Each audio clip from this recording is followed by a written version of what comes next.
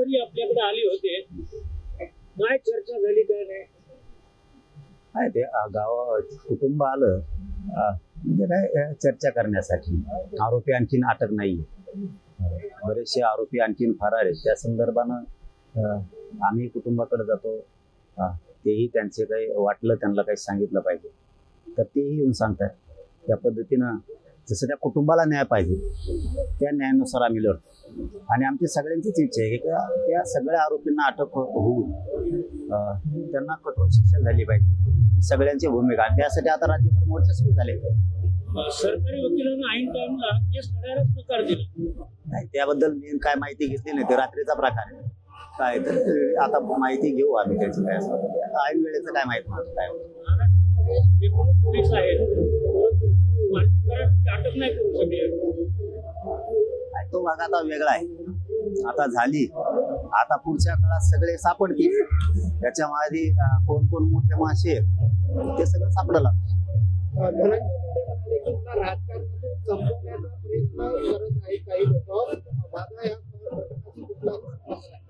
आहे की नाही आता ते सिद्ध होईलच ना. आता चौकशी सुरू होईल.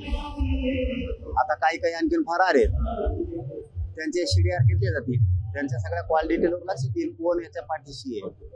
खंडणी कोणी मागितली, कोणी मागायला लावली, कोणी खून करायला लावला आणि आरोपी फरार केले कोणी आणि सांभाळताय कोण, या सगळ्या विषयात आता चौकशी होऊन ते सगळेचे सगळे मध्ये येणार आहे.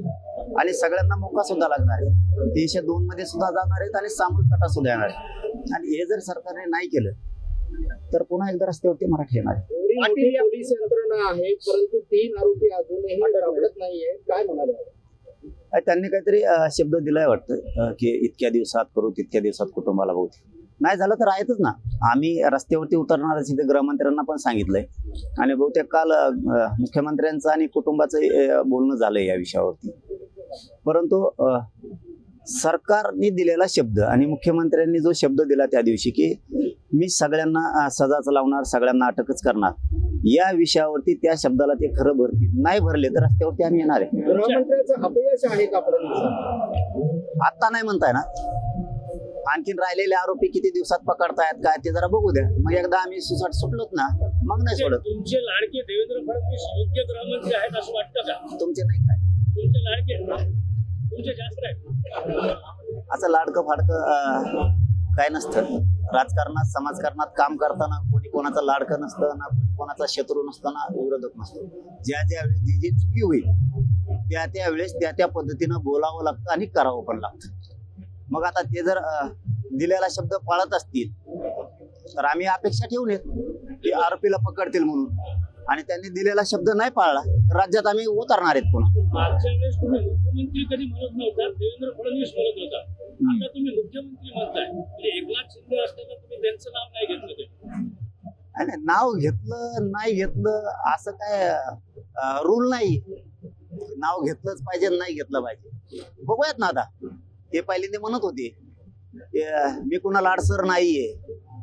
एकनाथ शिंदे साहेबाला विचारा की मी अडसर आहे का, मी कुणाला अडवा येत नाही मराठा आरक्षणाच्या बाबत. आता लक्षात येईल. आता तेच आहेत मुख्यमंत्री, आडवे येतात का नाही, 25 जानेवारी पर्यंत आरक्षणाचा विषय मार्गी काढतील की नाहीत, आता लक्षात येईल आमच्या. आता कसं आंदोलन करणार? आमरण उपोषण 25 जानेवारीला फायनल, परंतु सामूहिक सुद्धा होण्याची शक्यता आहे. कारण राज्यातले सगळे पोरं म्हणतात की आम्हाला पण उपोषणाला बसायचं, पण कोणाला जबरदस्ती नाहीये. ज्याची इच्छा असेल ती बसतील. परंतु राज्यात आता सुरू झालंय की जिल्ह्यातही सुरू झालंय की उपोषणाला आम्ही पण बसणार. कारण आता ही शेवटची टक्कर द्यायची, ही अंतिम लढाई करायची आणि आरक्षण मिळवायचं, हे आता मराठ्यांच्या गावागावातल्या पोरांनी ठरवलंय. त्यामुळे राज्यभर जिल्ह्यात मराठीच्या पोरांनी बैठका आपण आपल्या गावात सुरू केल्या. सरकार एवढं बहुमताचं आहे, आता तुमचं आंदोलन गांभीर्याने घेतलं का? 5 वर्ष चिंता नाही सरकारला. अरे बहुमताचं भेवमताचं काय असतं, तेव्हा हेच होते ना. नुसते खांदे बदलिले, दुपारचे नांगराच्या बैलाचे खांदे बदलिल्यासारखे. पहिल्यांदा होते ना, आता हे आले तेच येत. काय करणार ते? काय करत नाही ते. मराठ्यांपुढे सरकार फार काय घेईल का सरकार? आता आम्ही बघतो ना. आता ढकलाढकली होती ना आतापर्यंत ढकलाढकली होती की मी मुख्यमंत्र्यांना अडचण आणत नाही एकनाथ शिंदे साहेबाला. आता मुख्यमंत्रीच तुम्ही आहेत. बघू आता 25 तारखेपर्यंत काय करतात. तोपर्यंत आम्ही त्यांना वेळ दिलेला आहे, बोलणार पण नाहीत. 25च्या नंतर सोडणार नाही. वाल्मिक कराडला 14 दिवसात सूर्यवंशी यांच्याबाबत जी कारवाई झालेली आहे त्याच्यावर जरांगे समाधानी आहेत का गृह विभागावर? नाही, समाधानी असण्याचं कारणच नाही ना. का समाधान? एक परभणीचा असेल किंवा मस्साजोगचा असेल, एका लेकराचा जीव गेलाय आणि त्याचं समाधान असण्याचं काय कारण? कारण त्यांना न्याय जर मिळाला नाही, आणखीन आरोपीच फरार आहेत, आणखीन आरोपीच सापडले नाही, मग परभणीचं प्रकरण असो किंवा मस्साजोगचं असो, समाधानी असण्याचं काही कारण नाही. आणि न्याय मिळाला बी तरी समाधानी असणारच नाहीयेत. कारण शेवटी एका आईचा मुलगा गेलाय, कुणाचं तरी लेकरं उन्हात पडले, समाधानी असूच शकत नाही. वाल्मिक कराडला 14 दिवसांची कोठडी भेटलेली आहे. पोलीस योग्य तपास करतील काय सांगा? 100% सोडणार नाहीत पोलिस कोणाला त्याच्या. कारण मुख्यमंत्र्याचा सुद्धा तसा शब्द आहे, ते सगळे मध्ये घेऊन त्यांना कठोर कारवाई करून त्यांना फाशीपर्यंत नेल्याशिवाय मी हटणार नाही, या शब्दावरती मराठा समाज शांत आहे. आता कराडला अटक झालेली आहे. धनंजय मुंडे यांचा राजीनामाबाबत आपली काय भूमिका आहे? राजीनामा द्यावा, योग्य चौकशी व्हावी? काय, मला त्याबद्दल माहित नाही. मला एवढंच माहिती आहे, याच्यामध्ये जे जे येतील, ते मंत्री असो, ते आमदार असो, नाही तर ते राष्ट्रपती असो, सुट्टी द्यायची नाही. नसता महाराष्ट्र आम्ही बंद पाडणार.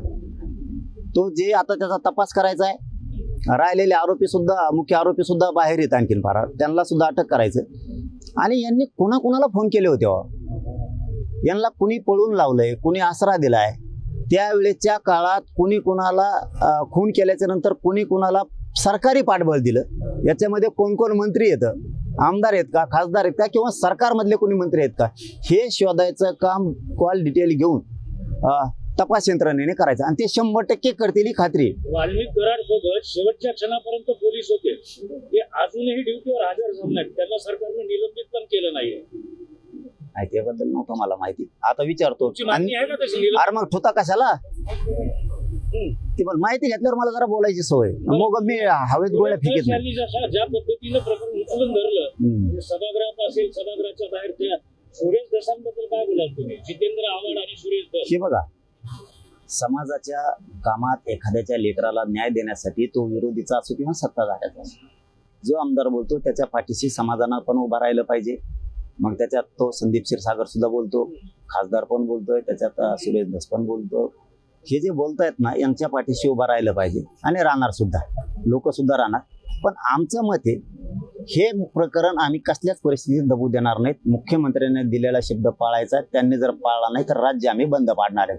100% मराठे रस्त्यावरती उतरणार आहेत. एक जरी याच्यातला आरोपी सुटला तरी. धन्यवाद.